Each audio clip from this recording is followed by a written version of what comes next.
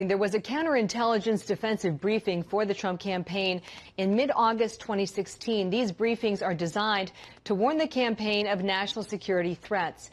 And based on congressional letters, FBI text messages, and sources familiar with the matter, the Trump team was not specifically warned that two campaign aides, retired General Michael Flynn and George Papadopoulos, were already under FBI investigation.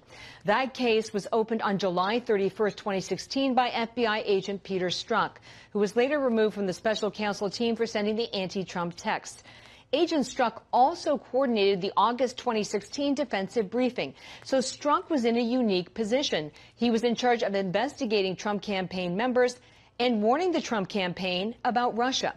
Timing matters because days before the August briefing for the Trump team, Strzok and Page exchanged the controversial insurance policy texts, and they were also clearly anxious about the prospect candidate Trump could win. Writing on August 8, 2016, Page stated, "Trump's not ever going to be president, right? Right?" Strzok responded, "No, he's not. We'll stop it." This morning, House Republican John Radcliffe, who sits on the Judiciary Committee, responded to our reporting. There was a defensive briefing of candidate Trump on August 17th of 2016, and I can tell you what he wasn't told. He wasn't warned about a Russia investigation that Peter Strzok had opened 18 days earlier. Why would Peter Strzok, who would participate at Jim Comey's direction in a defensive briefing designed to protect and warn a candidate, be the same person who is, in fact, at that time already investigating the candidate's campaign?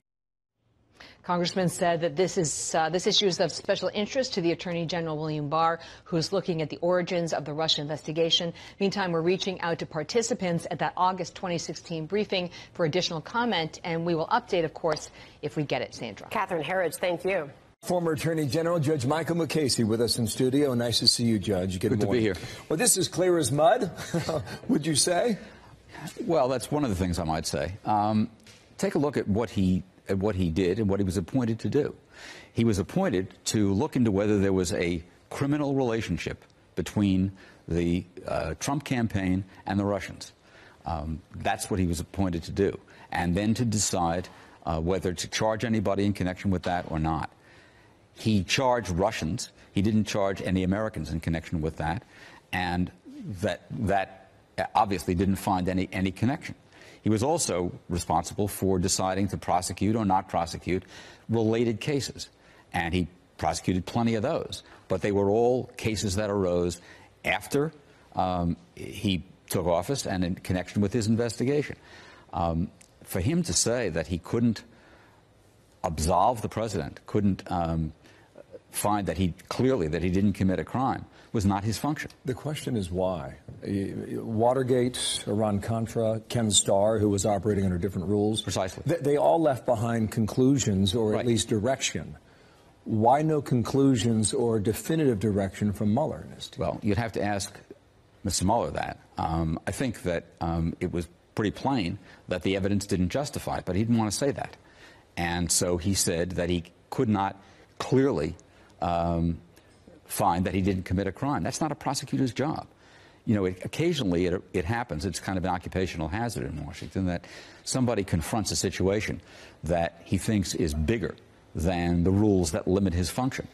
And it seems that that's what happened here. You said that's an occupational hazard?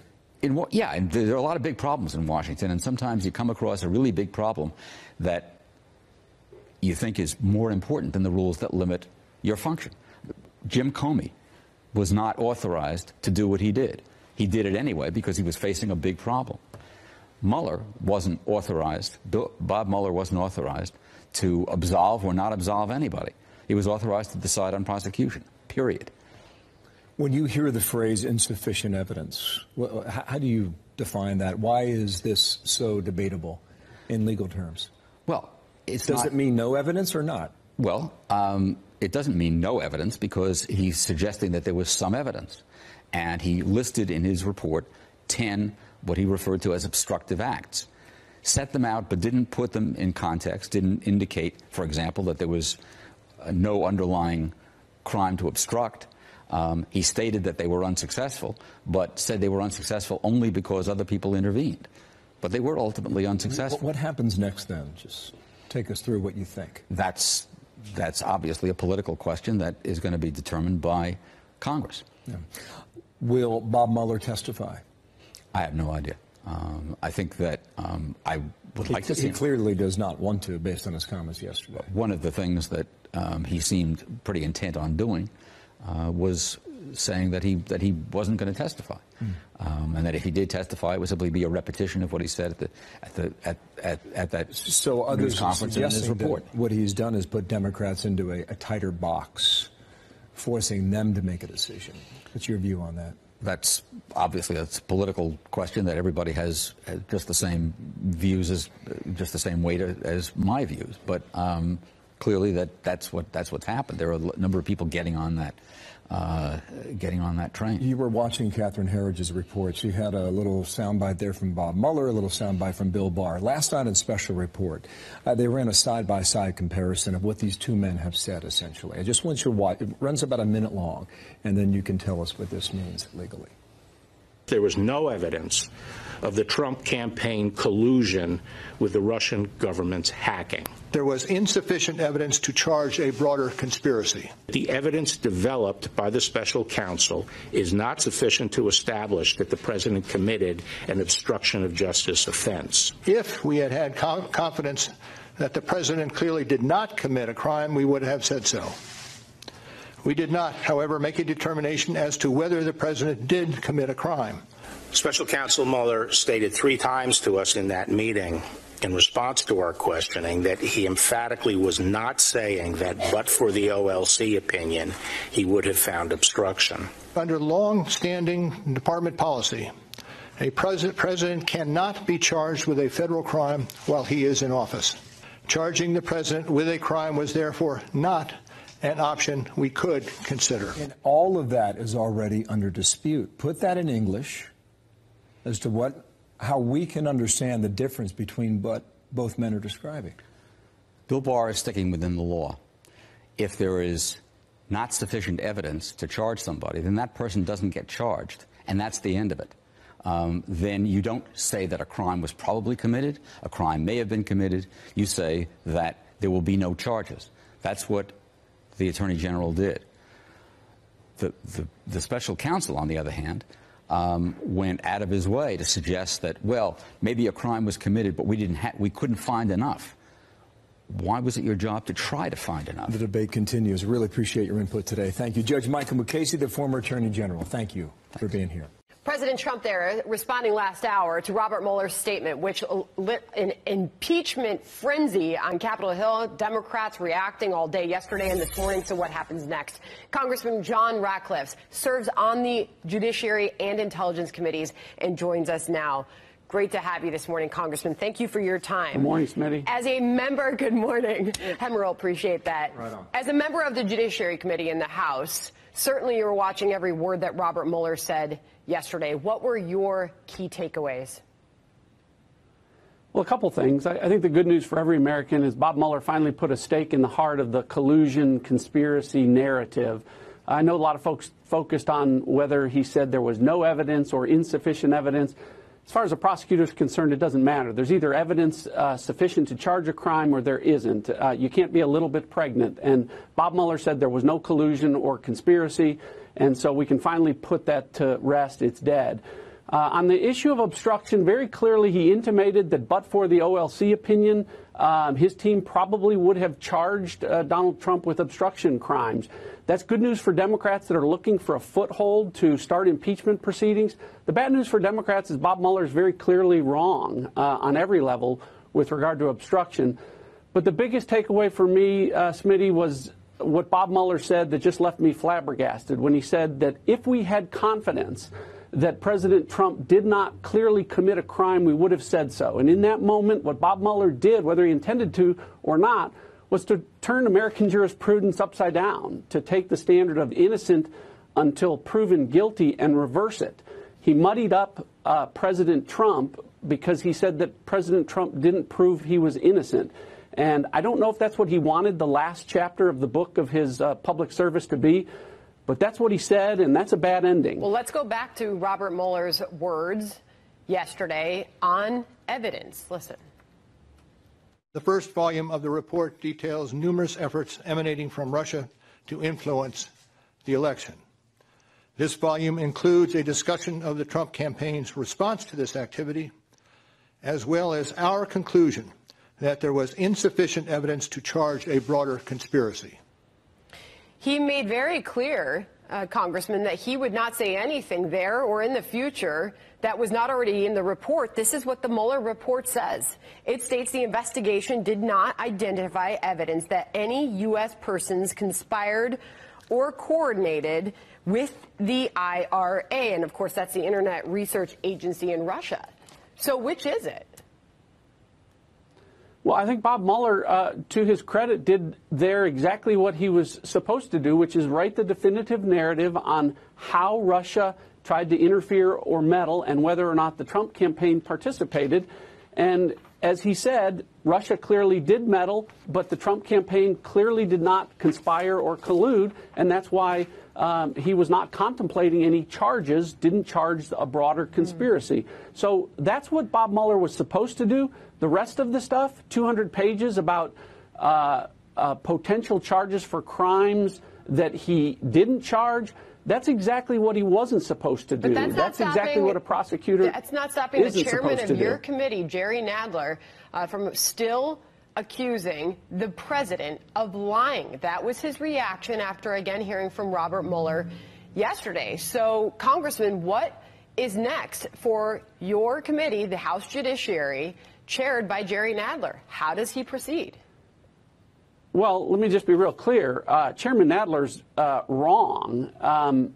Donald Trump was the one telling the truth. When he said there was no collusion, yesterday, Bob Mueller said there was no collusion. So the only one that's not telling the truth right now about that is Jerry Nadler. But look, what Jerry Nadler and the Democrats are looking for is a justification, some foothold to start impeachment proceedings. Now, some of them didn't need that. 60 Democrats voted to impeach Donald Trump last year before they saw a word of the Mueller report. But they're looking for justification because they know in the court of public opinion, the American people are going to be looking at that. So, you know, I think Bob Mueller's comments and the way he delivered them yesterday gave the Democrats the foothold to at least have that discussion. But at the end of the day, Bob Mueller was wrong. He was wrong about the law on obstruction and the process on obstruction. Will he subpoena Robert Mueller? You know, I'm in the minority here, Smitty, but I hope so, because I don't think Bob Mueller should be allowed to literally take the money and run. I don't think he should be able to hold a press conference, make some veiled comments, and then walk away without answering questions. Why did he do it? What's not in his report? Why did he do it? Excuse me? I don't know. I don't know if maybe the president's right. Maybe he was upset that he got passed over for FBI director by President Trump. I don't know. All I do know is that he did what prosecutors are not supposed to do. He did what I didn't think he would do. He repeated the same mistake that Jim Comey made. Okay. And so I find that disappointing and regretful. But I have questions for Bob Mueller that he needs to answer. Okay, so will there be and I'm sorry for jumping in here because we're going to run out of time, but so many questions for you. Will there be, will you sit down with Robert Mueller behind closed doors? Will that eventually happen with your committee? I hope so. And if the Democrats want to do that, I'll support that, because there are questions that Bob Mueller needs to answer that relate not just to the origins of the Trump-Russia investigation, which isn't in his report, but the origins of the obstruction investigation, which isn't in his report. He needs to answer questions about why people like Peter Strzok were on his team when he was warned not to have Peter Strzok on his team. All right, I've got a final question here. Do I want to talk to Bob Mueller? Absolutely, I do. Okay. Final question on some new reporting. Fox News reporting. Catherine Herridge is on this about an August 2016 defensive briefing to the Trump campaign. She's putting this together through some congressional letters, among other things. I guess the big question here is, was there adequate warning about Russia's outreach to the campaign at that time, and that Michael Flynn and George Papadopoulos were already under FBI investigation? Can you answer that question for us? I can, even though that relates to classified materials. I can't tell you what's in those materials, but I have seen them. But what is public and not classified is that there was a defensive briefing of candidate Trump on August 17th of 2016. And I can tell you what he wasn't told. He wasn't warned about a Russia investigation that Peter Strzok had opened 18 days earlier.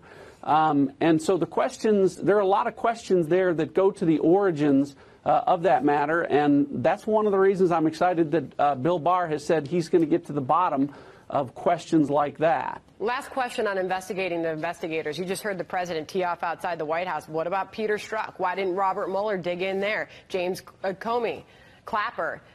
What happens next with all of that? How do you plan to proceed? Yeah, great questions, fair questions. Why would Peter Strzok, who would participate at Jim Comey's direction in a defensive briefing designed to protect and warn a candidate, be the same person who is, in fact, at that time already investigating the candidate's campaign? That shouldn't happen, and there should be answers to those questions. Bill Barr knows that. A lot of us know that, and that's why Bob Mueller should have to answer questions about that, as should Jim Comey and Peter Strzok. There has to be accountability at the end of the day, Smitty. People are going to have their faith and trust restored in our justice system, and right now it's visibly shaken, and for good reason. And I'm glad that Bill Barr is putting the resources necessary to get answers to those questions, and I'll certainly support him. And we appreciate your time this morning. Congressman John Ratcliffe, thank you.